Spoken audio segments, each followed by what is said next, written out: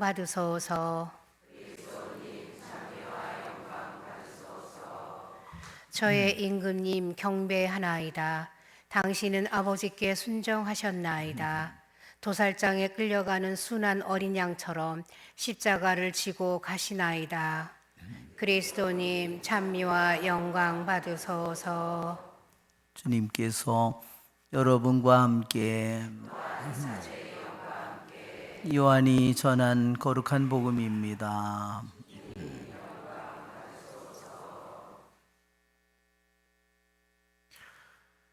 그때 제자들과 함께 식탁에 앉으신 예수님께서는 마음이 산란하시어 드러내놓고 말씀하셨다.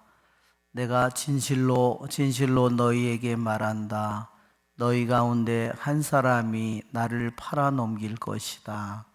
제자들은 누구를 두고 하시는 말씀인지 몰라 어리둥절하여 서로 바라보기만 하였다. 제자 가운데 한 사람이 예수님 품에 기대어 앉아 있었는데 그는 예수님께서 사랑하시는 제자였다. 그래서 시몬 베드로가 그에게 고갯짓을 하여 예수님께서 말씀하시는 사람이 누구인지 여쭈어 보게 하였다. 그 제자가 예수님께 더 다가가 주님, 그가 누구입니까? 하고 물었다. 예수님께서는 내가 빵을 적셔서 주는 자가 바로 그 사람이다 하고 대답하셨다. 그리고 빵을 적신 다음 그것을 들어 시몬 이스카리옷의 아들 유다에게 주셨다. 유다가 그 빵을 받자 사탄이 그에게 들어갔다. 그때 예수님께서 유다에게 말씀하셨다. 내가 하려는 일을 어서 하여라. 식탁에 함께 앉은 이들은 예수님께서 그에게 왜 그런 말씀을 하셨는지 아무도 몰랐다. 어떤 이들은 유다가 돈주머니를 가지고 있었으므로 예수님께서 그에게 축제에 필요한 것을 사라고 하셨거나 또는 가난한 이들에게 무엇을 주라고 말씀하신 것이려니 생각하였다. 유다는 빵을 받고 바로 밖으로 나갔다. 때는 밤이었다. 유다가 나간 뒤에 예수님께서 말씀하셨다. 이제 사람의 아들이 영광스럽게 되었고 또 사람의 아들을 통하여 하느님께서도 영광스럽게 되셨다. 하느님께서 사람의 아들을 통하여 영광스럽게 되셨으면 하느님께서도 몸소 사람의 아들을 영광스럽게 하실 것이다. 이제 곧 그를 영광스럽게 하실 것이다. 얘들아, 내가 너희와 함께 있는 것도 잠시뿐이다. 너희는 나를 찾을 터인데 내가 유다인들에게 말한 것처럼 이제 너희에게도 말한다. 내가 가는 곳에 너희는 올 수 없다. 시몬 베드로가 예수님께 주님 어디로 가십니까? 하고 물었다. 예수님께서는 그에게 내가 가는 곳에 네가 지금은 따라올 수 없다. 그러나 나중에는 따라오게 될 것이다. 하고 대답하셨다. 베드로가 다시 주님 어찌하여 지금은 주님을 따라갈 수 없습니까? 주님을 위해서라면 저는 목숨까지 내놓겠습니다. 하자 예수님께서 대답하셨다. 나를 위하여 목숨을 내놓겠다는 말이냐? 내가 진실로 진실로 너에게 말한다. 닭이 울기 전에 너는 3번이나 나를 모른다고 할 것이다. 주님의 말씀입니다. 그리스도님 찬미합니다. 아멘. 참 예수님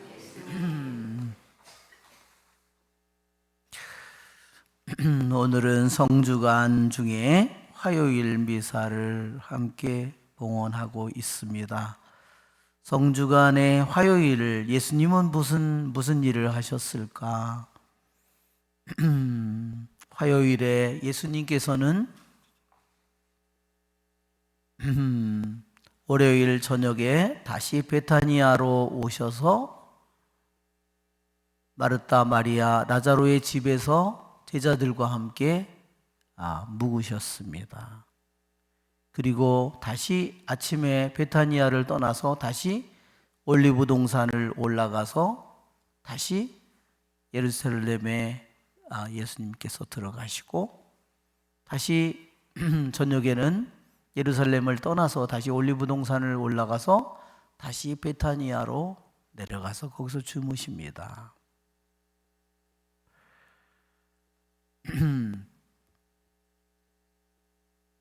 특별히 화요일에 예수님께서 베타니아를 떠나서 올리브 동산으로 올라가는 도중에 베파게라는 동네가 있습니다. 그 베파게를 거쳐서 가는데 월요일 날 그 무화과 나무를 저주했었는데 그 나무가 완전히 바짝 말라버린 것을 보고 제자들이 너무나 놀랐다고 합니다. 그래서 주님께서는 믿음이 없는 사람은 저와 같이 될 것이라고 주님께서는 말씀을 하셨고, 그것이 바로 화요일에 일어난 일이라는 겁니다. 또한 이제 또 한 가지는 수요일을 특별히 뭐라고 부르냐면 첩자의 수요일이라고 이렇게 부른답니다. 서양에서. 그것은 유다가 예수님을 배신하기 위해서 대사제들에게 가서 협상을 한 거예요. 그날이 바로 수요일이라는 겁니다. 그러니까 오늘 복음에 보면 식사를 하는 도중에 한 사람이 나를 배신할 것이다 그러면서 밖으로 나가죠. 그 일이 바로 밖으로 나가서 화요일 밤에 나가서 말하자면 그것을 협상하고 온 것입니다.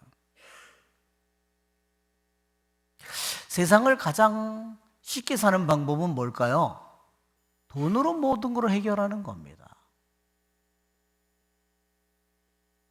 그렇죠? 돈으로 모든 것을 해결해버리는 겁니다. 그것이 유다의 사고방식입니다.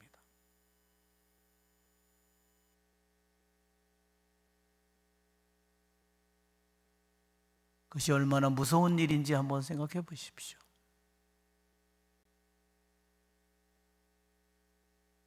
인간의 고귀함, 인간의 아름다움, 인간의 순수함, 모든 것들이 돈으로 다 해결돼 버리는 겁니다.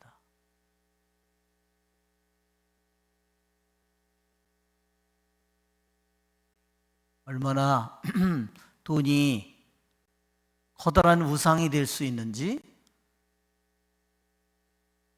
유다는 가장 거룩하고 아름다운 주님 옆에서 그분의 사랑을 받고 있지만 그에게 가장 중요한 것은 돈입니다.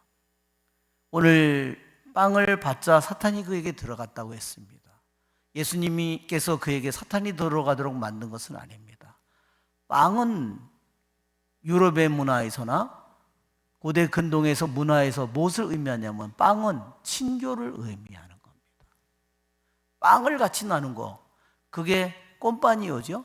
그게 친구입니다. 서양에서 친구란 뭐냐면 빵을 같이 나눠 먹는 자입니다. 그는 주님의 빵을 같이 나눠 먹고 있지만 그의 마음은 이제는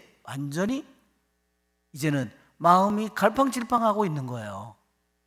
그러나 주님의 친교에 그거를 받았지만 그에게는 이제는 주님과의 친교가 없는 겁니다. 그는 마음이 이제 돈으로 완전히 기울어진 것입니다.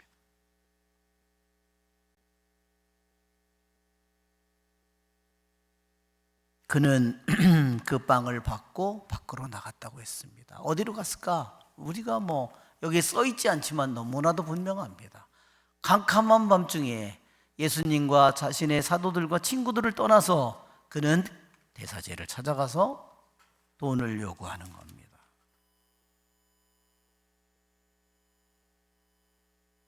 오늘 베드로는 주님을 위해서 목숨을 내놓겠다는 말이냐, 그렇게 주님의 말씀을 듣습니다. 주님을 위해서라면 목숨까지 내놓겠습니다. 그는 주님을 위해서 그만큼 주님을 사랑한다는 말을 하지만 그는 아직 자신의 힘을 잘 알지 못합니다.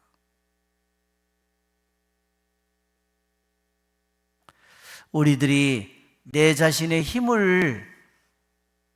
힘이 어느 정도인지 아는 것은 정말로 우리들이 하느님 앞에 겸손한 모습을 갖는 모습이 될 것이고, 우리가 그런 모습, 내가 하느님 앞에 내 가지고 있는 힘의 한계를 알 때 참으로 하느님께 무릎을 꿇고 그분에게 간청할 줄을 알게 될 것입니다.